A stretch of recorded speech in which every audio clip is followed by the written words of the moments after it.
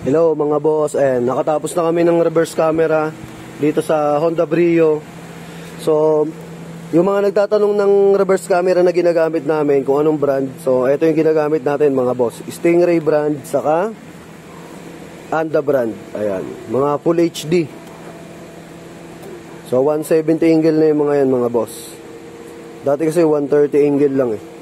Ngayon, 170 na to. Mas ma-wide na siya, ayan o. Wide angle, waterproof, high definition. So, same lang ng specs yung dalawa na yan. Depende na lang kung ano yung gusto nyong ipa-install. Pero, kahit ano dyan, Full HD yan. Wala kayong magiging problema. Yan. Yan. So, yan siya. Ayan si tropa. Pre, thank you! Ayan, tapos namin mag-install ng RevCam eh.